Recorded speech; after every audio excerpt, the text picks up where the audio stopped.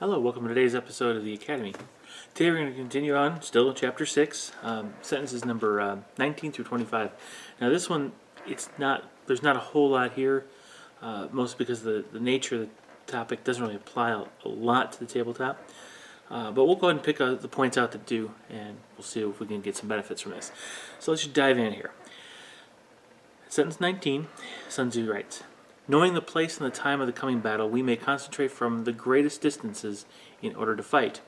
But if neither time nor place be known, then the left wing will be impotent to succor the right, and right equally impotent to succor the left. The van unable to relieve the rear, or the rear to support the van.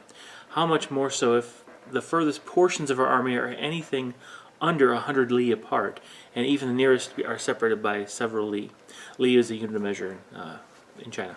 Though according to my estimate the soldiers of Ye exceed our own in number, that shall advantage them nothing in the matter of victory. I say then that victory can be achieved. Though the enemy be stronger in numbers, we may prevent him from fighting, scheme so as to discover his plans and the likelihood of their success, rouse him and learn the principle of his activity or inactivity, force him to reveal himself so that as to find out his vulnerable spots. Carefully compare the opposing army with your own, so that you may know where the strength is superabundant and where it is deficient. In making tactical dispositions, the highest pitch you can attain is to conceal them. Conceal your dispositions, and you will be safe from the prying of the subtlest spies, from the machinations of the wisest brains." Okay, so let's take a look at that. The first couple sentences, the first two sentences, 19 and 20, are all about knowing the importance of knowing when and where the battle is going to be. Hopefully you're the one deciding that now. On a tabletop, that doesn't really apply because the battle is there. We're not picking the location, we're not setting the time, we're not doing anything to force the opponent into a position where they have a smaller portion of their army. There aren't that many games where you actually have that capacity here. Most of this is done off the tabletop.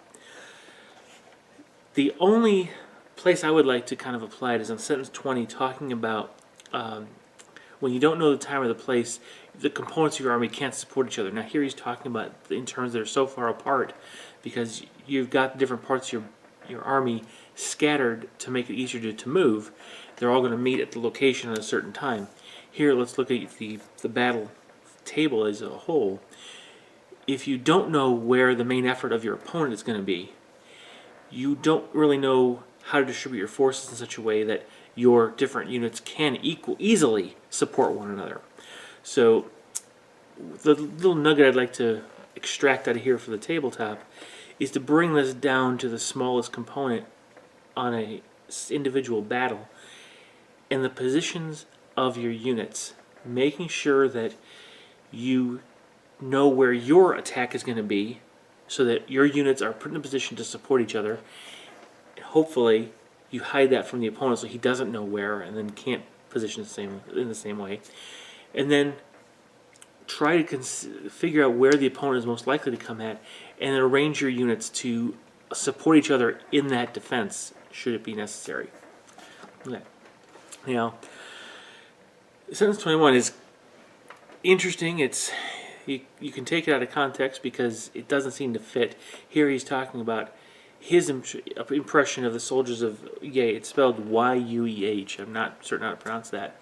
But it's one of the kingdoms during Sun Tzu's lifetime that was at war with his kingdom, the kingdom he was part of.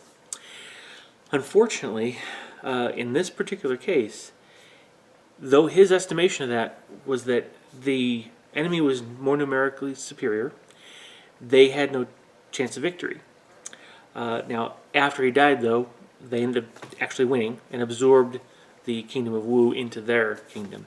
So, one of the commentators in China kind of took out of his this little snippet the idea that if you think back to chapter 4, where he talks about tactical dispositions, he says, one may know how to conquer without being able to do it. So here may be a situation where Sun Tzu knew how he could basically render the opponent's advantages null, but when it actually came time to do it, he wasn't around. The commanders in charge didn't know how to do that, and the opponent won the day.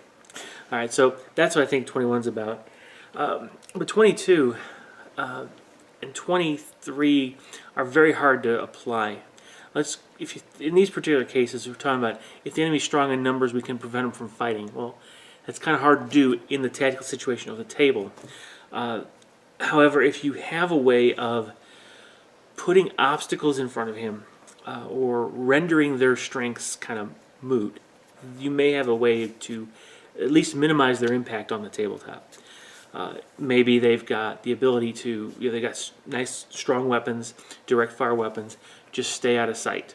Obviously, on an open battlefield, it's not easy, but on a terrain dense battlefield, much more likely. That basically puts the fight out of their range. You can't do anything about it. So that one's a hard sentence to really apply, but I think if we lean more heavily on prior chapters talking about depriving the opponent of their strengths, I think you can actually, I think that's really the point he's trying to make here in the broad scheme of things, and so I think he can apply in the smaller scheme of things. The next one is where he talks about rousing him to learn the principle of his activity or inactivity. You're trying to see what he's wanting to do. Can't really do that again on the tabletop except to try to figure out what your opponent is trying to accomplish on the table, the way he's going to accomplish it. You all maybe know the victory conditions of the scenario. Hopefully you do. Sometimes I know some games prevent that in a certain measure. But try to figure it out, watch for it, and then once you learn that, you can obviously take the plans that you've discovered and plan against them. But one of the best sentences in this whole series here today that I want to really highlight is sentence 24. And I'm going to repeat it. Carefully compare the opposing army with your own so that you may know where the strength is superabundant and where it is deficient. There's probably nothing more important than this on the tabletop. You really should study your opponent's army. They're not just what's on the table, but in general the army forces that they've got, so you understand how those army forces can be used together or apart, and then you can start picturing what could happen on the tabletop, start seeing where are the strengths, and then compare that to your own and identify what's what and what's not.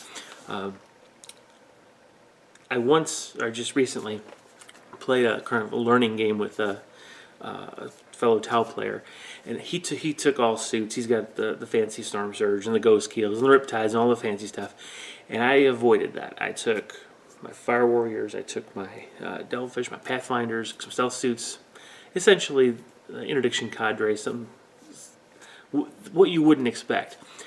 Because I knew what his strengths were, I knew what his weaknesses were, and I wanted to practice this. So once I looked at what he could do and what I could do, I made sure I put myself in a position where I minimized the impact. Now, of course, I didn't do it perfectly.